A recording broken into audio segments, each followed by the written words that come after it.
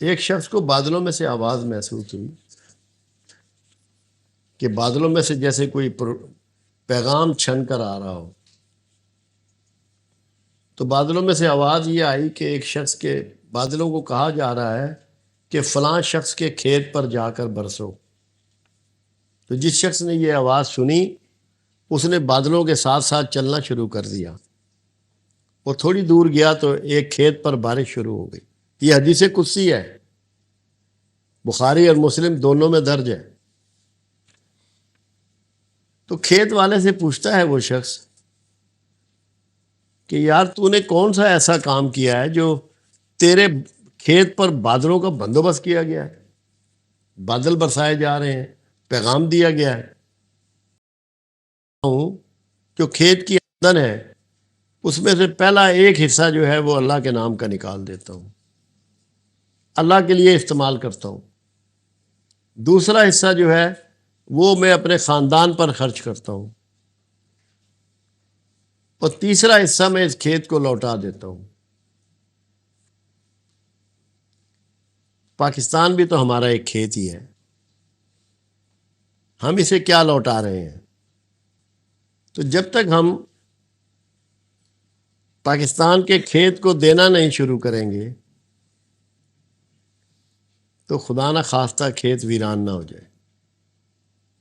یہیں سے اب سب کچھ کما رہے ہیں، عزتیں پا رہے ہیں، تعلیم پا رہے ہیں، شادیاں ہو رہی ہیں، گھر بن رہے ہیں، کاروبار ہو رہے ہیں، کنوینس ہے، ٹرانسپورٹیشن ہے، دنیا بھر کی سہولتیں ہمارے پاس ہیں۔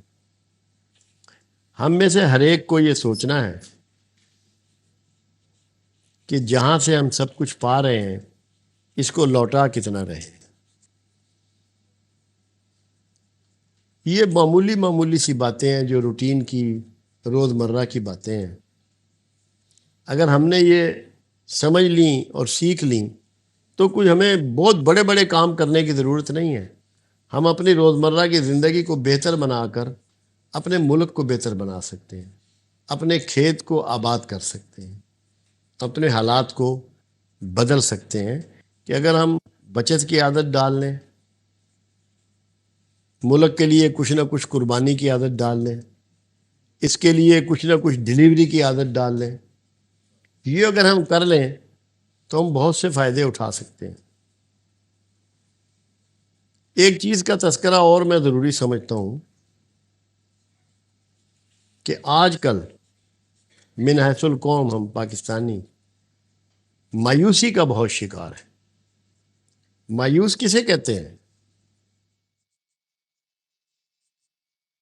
اللہ کا ایک بڑا مقرب، عبادت گزار، علم والا، ہر وقت سجدے کرنے والا، اس کا نام تھا عزازیل۔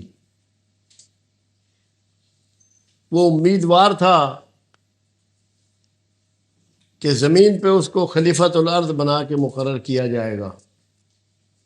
جب پروردگار عالم نے آدم کو خلیفۃ الارض بنا دیا تو وہ مایوس ہوا، اور پھر اللہ نے اس کا نام ابلیس رکھا۔ ابلیس کہتے ہیں انتہائی نامراد اور مایوس کو۔ سب سے زیادہ اگر اللہ نے کسی بات پر تنبیہ کی ہے انسان کو تو وہ یہ ہے کہ تو چھوٹے یا بڑے کچھ بھی گناہ کر لے مگر میری رحمت سے کبھی مایوس مت ہونا۔ اور آپ کے ساتھ اللہ نے یہ احسان فرمایا، ابلیسیت کے توڑ کے لیے آپ کو رحمت للعالمین عطا فرمائے۔ رحمت ہر لمحہ امید ہی کا ایک نام ہے، تاکہ آپ ہر حال میں، حالات کچھ بھی ہوں، کیسے بھی ہوں، امید سے وابستہ رہیں، اور اس کے لیے دعائیں تعلیم فرمائیں۔ دعا ایک ایسا عمل ہے جو آپ کو ہمیشہ پر امید رکھتا ہے۔ دعا مانگنے کا مطلب ہے ایک ایسی ہستی ہے کہ جو آپ کی بات سن رہی ہے، آپ کو دیکھ رہی ہے، اور یہ طاقت رکھتی ہے کہ جو آپ ڈیمانڈ کر رہے ہیں اس کے مطابق بھی کر دے۔ ہمیں اس کے خلاف جہاد کرنا ہے، مایوسی سے ہمیں لڑنا ہے ہر حال میں۔ اور اگر ہم مایوسی سے نہ لڑیں گے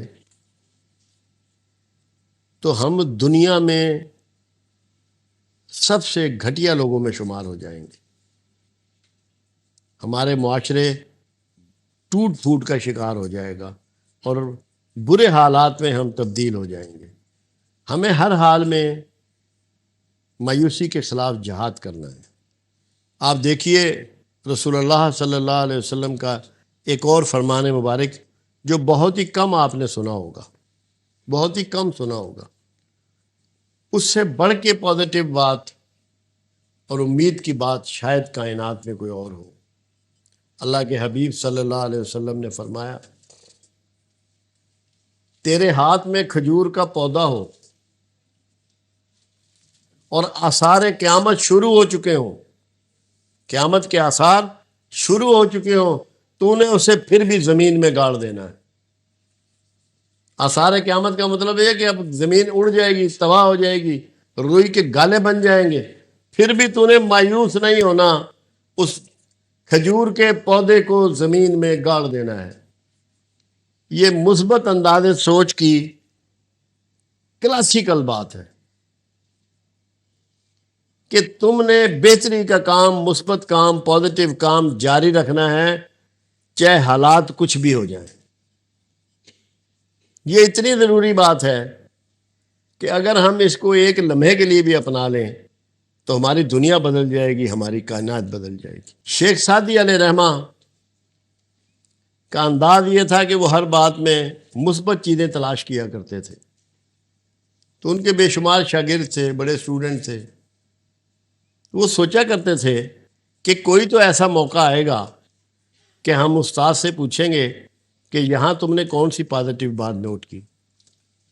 ایک بار ایسا ہوا، ایک پگڈنڈی سے گزر رہے تھے تو وہاں پگڈنڈی میں ایک کتا مرا ہوا پڑا تھا، اس سے بہت تعفن پھوٹ رہا تھا، بدبو پھوٹ رہی تھی. تو سب نے اس کو چھلانگ لگا کے پار کیا، منہ پہ ہاتھ رکھ لیے. جب شیخ سعدی بھی وہاں سے کود کے پار ہوئے، راستہ تھوڑا سا تنگ تھا، تو شاگردوں نے پوچھا کہ استاد آج آپ نے کون سی بہتر بات دیکھی؟ یہاں تو بڑا تعفن تھا، بڑی بدبو پھیلی ہوئی تھی، بری حالت تھی، گزرنا محال تھا. استاد نے سنا اور مسکرا کے بولے، میں نے دیکھا کہ اس کتے کے دانت بڑے چمکیلے تھے. تو پازیٹیو بات انہوں نے نکال لی، پازیٹیو کا راستہ تلاش کر لیا. یہ ڈھونڈنا پڑے گا آپ کو، پازیٹیو چیزیں معاشرے سے تلاش کرنی پڑیں گی. اسی طرح ایک اللہ کے ولی تھے، برگزیدہ انسان تھے، وضو کر رہے ہیں دریا کے کنارے، دیکھا کہ ایک بچھو چلتا ہوا آیا خشکی سے اور دریا میں گر گیا. تو انہوں نے ایسے ہتھیلی کر کے اس کو اٹھا لیا. ہتھیلی پہ سے پانی ایک دم خشک ہو جاتا ہے. جیسے ہی ان کی ہتھیلی سے پانی خشک ہوا، اس نے ڈنگ مارا، بہت تکلیف ہوئی، بلبلائے، دور چھوڑ دیا اس کو. وہ پھر آیا چلتا ہوا اور پھر پانی میں گر گیا، تو پھر نکال لیا. جب نکالا تو اس نے پھر ڈنگ مارا، چھوڑ دیا. اب دل میں یہ گمان کیا کہ اب اگر یہ پانی میں گرے گا تو میں اس کو نہیں نکالوں گا. مگر وہ چلتا ہوا آیا اور پھر پانی میں گر گیا. اگلا تھاٹ ان کو کیا آیا کہ یہ ایک اللہ کا چھوٹا سا کیڑا اپنی بری عادت ترک نہیں کر سکتا، میں اشرف المخلوقات ہو کے اس کو نہ نکال کے اپنی ایک نیک عادت ترک کر دوں. انہوں نے پھر اس کو پانی سے نکالا اور دور کر کے چھوڑ آئے، مگر بددل نہیں ہوئے اس تکلیف سے جو اس کے بد کرداری کی وجہ سے، اس بچھو کے ڈنگ مارنے کی گندی عادت کی وجہ سے انہیں فیس کرنا پڑا. انہوں نے اس کو برداشت کر لیا مگر اپنا مثبت انداز سوچ نہیں بدلا. تو یہ اس لیے بات آپ سے میں کر رہا ہوں کہ معاشرے میں جب آپ اچھے کام کے لیے نکلیں گے، ڈیولپمنٹ کے لیے نکلیں گے، آگے بڑھنے کے لیے نکلیں گے، تو بچھو ملیں گے آپ کو. اس معاشرے میں سب کچھ ہے، بہت سے بچھو آپ کو ملیں گے، مگر آپ کو اپنی پازیٹیوٹی نہیں چھوڑنی، مثبت انداز فکر نہیں چھوڑنا کسی حالت میں بھی. اس کو اپنا کے رہنا ہے. اگر آپ نے اس کو اپنا لیا تو آپ ہی کامیاب ہوں گے، یہاں بھی کامیاب ہوں گے اور اس دنیا میں بھی کامیاب ہوں گے جہاں ہم نے سفر کر کے ابھی آگے جانا ہے۔ دوست نے بات کی علامہ اقبال کے حوالے سے۔ قرآن حکیم میں ایک بات ہے، رب العزت فرماتا ہے کہ جو میرے انعام یافتہ لوگ ہیں میں ان کا ذکر پچھلوں میں چھوڑ دیتا ہوں۔ اب آپ ذرا غور کیجئے، اور دوسری جگہ ایک اور جگہ رب العزت فرماتا ہے کہ جو میرے انعام یافتہ لوگ ہیں میں ان کی محبت لوگوں کے دلوں میں ڈال دیتا ہوں۔ اندازہ لگائیے کہ علامہ سے زیادہ انعام یافتہ کوئی ہو سکتا ہے؟ کون سی معروف زبان ہے جس میں ان کے کلام کے تراجم نہیں ہو رہے؟ کون سا معروف علاقہ ہے جہاں ان کی ذات پر پی ایچ ڈی نہیں ہو رہی؟ کون سے کسی بھی مذہب کا لوگ ہیں، کسی بھی مذہب کے لوگ ہیں، وہ ان کا احترام نہیں کر رہے؟ وہ اپنے ہاں ان کے کلام اپنے یونیورسٹیوں کالجوں میں نہیں پڑھا رہے، ان کے حوالے سے ان کے ہاں پروگرام ترتیب نہیں پاتے۔ کتنا معزز کر دیا اللہ نے! کیا یہ بغیر سبب کے ہوگا کہ علامہ کو اللہ پروردگار عالم نے اتنا معزز کر دیا کہ اس کا نام پچھلوں میں چھوڑ دیا اور بے حساب چھوڑ دیا؟ اب جو کچھ ہونے جا رہا ہے اس کے بارے میں بھی بات کر دی۔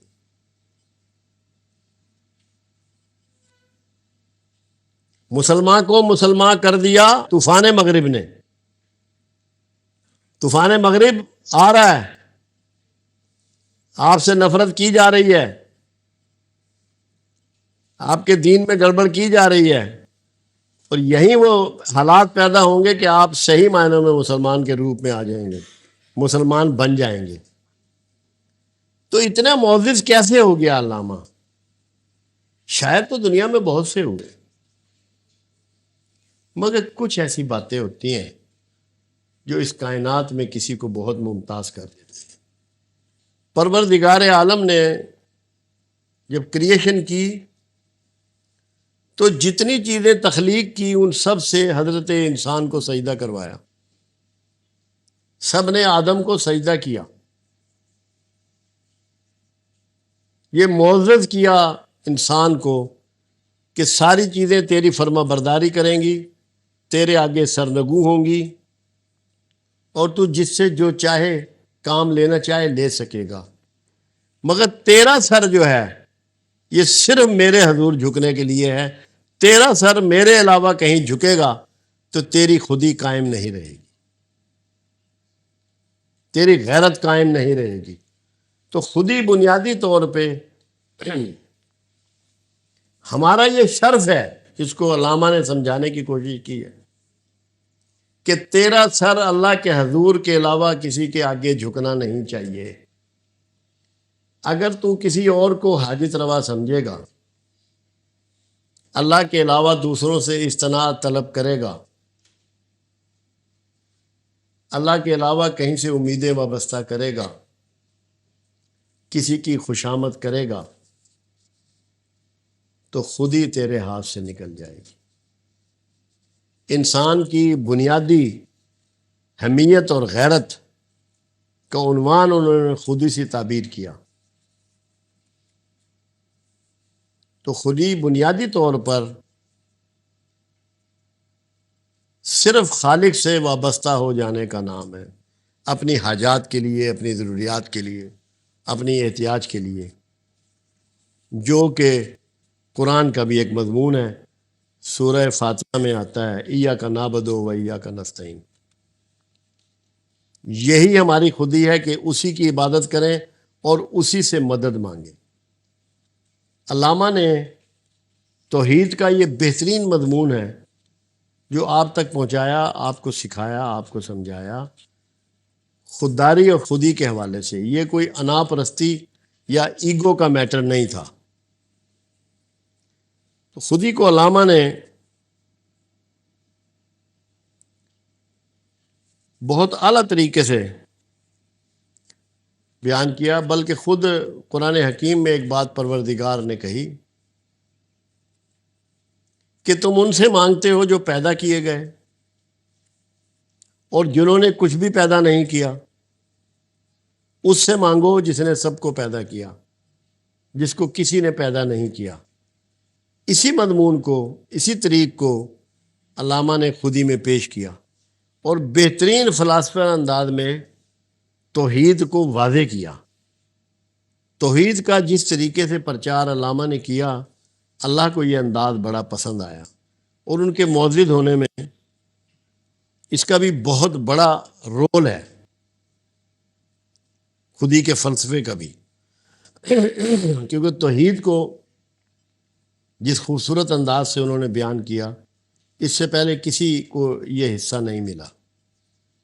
یہ وہ فلسفی ہے جو علامہ کی پہچان میں سے ایک پہچان ہے۔ علامہ کی ایک پہچان اور ہے، وہ تصور شاہین ہے۔ نہیں تیرا نشیمن قصر سلطانی کے گنبد پر، تو شاہی ہے بسیرا کر پہاڑوں کی چٹان۔ پھر ایک اور شعر میں بھی شاہین کی صفت آپ نے بیان فرمائی ہے، دونوں کی پرواز اسی ایک فضا میں، کرگس کا جہاں اور ہے شاہی کا جہاں اور۔ کرگس گدھ کو کہتے ہیں۔ اب ہمیں تقابلہ پیش کر دیا انہوں نے شاہین میں اور گدھ میں، تاکہ ہم موازنہ کر کے یہ سمجھ سکیں کہ شاہین کا جو تصور ہے علامہ کے نزدیک وہ کون ہے۔ آپ سب شاہین بچے ہیں، آپ کو علامہ شاہین دیکھنا چاہتا ہے، امت کے ہر نوجوان کو علامہ شاہین دیکھنا چاہتا ہے، وہ نوجوان میل ہو یا فیمیل ہو، بیٹیاں ہوں یا بیٹے ہوں، اس کا اس نے تصور دیا ہے۔ آپ کو شاہین کی زندگی کو اسٹڈی کرنا چاہیے، کہ جب کوئی مفکر کوئی پیغام دیتا ہے تو اگر آپ شاہین کی صفات نہیں جانتے ہوں گے تو کیا اخذ کریں گے کہ علامہ کیا کہنا چاہ رہا تھا یا علامہ نے کیا کہا۔ شاہین کی سب سے بڑی صفت یہ ہے کہ مارا ہوا نہیں کھاتا، اپنا شکار خود کرتا ہے۔ تو اگر آپ لوگوں کی کمائی پہ بھروسہ کریں گے، بھیک پر بھروسہ کریں گے، تو کیا پائیں گے؟ عزت مل جائے گی، وقار مل جائے گا، احترام مل جائے گا، کیا ملے گا آپ کو؟ کیا آپ کے نصیب میں رہ جائے گا؟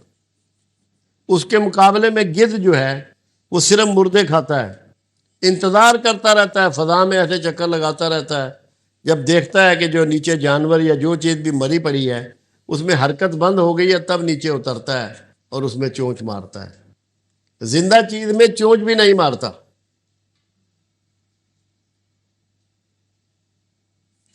کیا خوبصورت بات کہی گئی شاہین کے لیے۔ شاہین رزق کے لیے نیچی پرواز نہیں کرتا، اور پھر رہتا کہاں ہے؟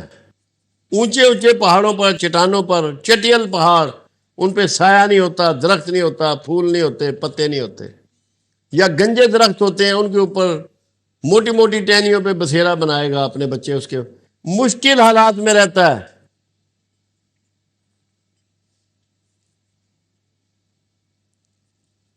جیسے وہ علامہ نے کہا نا کہ فطرت کے تقاضوں کی کرتا ہے نگہبانی، یا بندہ صحرائی یا مرد کوہستانی۔ یہ مرد کوہستانی ہے شاہین، مشکل حالات میں رہتا ہے، ایک نمونے کا پرندہ ہے جو آپ کو یہ بتایا جا رہا ہے، یہ سکھایا جا رہا ہے کہ آسائش کوئی چیز نہیں ہے، اپنا رزق حلال پیدا کرو، اس سے آپ کو اطمینان قلب ہوگا، خود آپ کی نظروں میں اپنی عزت ہو جائے گی۔ اور یقین رکھیے اس بات کو، آپ جن لوگوں کی عزت اپنی نظروں میں نہیں ہوتی، زمانہ ان کی کبھی عزت نہیں کرتا، اور حرام کھانے والے کے اندر سیلف رسپیکٹ کبھی نہیں ہوتی۔ اپنا احترام خود کرنا سیکھیں، اور رزق کے لیے گھٹیا حرکتیں نہ کریں، شاہین بن جائے علامہ کا، مشکلات میں زندگی گزارنے کے خوگر ہو جائیں، مگر اپنے عزت نفس مت بیچیں۔ کہ ہمیں وہ کہہ رہا ہے علامہ، خود ہی نہ بیچ، غریبی میں نام پیدا کر۔ غریبی کو نعمت کہہ رہا ہے کہ اس میں نام پیدا کرو۔ اور کیا ہمارے اسلاف نے غریبی میں نام پیدا نہیں کیا؟ کیا تھا ان لوگوں کے پاس جن کا ہم نام آج بڑے احترام اور ادب سے لیتے ہیں، مگر ان کو فالو نہیں کرتے؟ تو شاہین کا تصور دے کر امت کے نوجوانوں کے لیے علامہ نے امت پر احسان کیا۔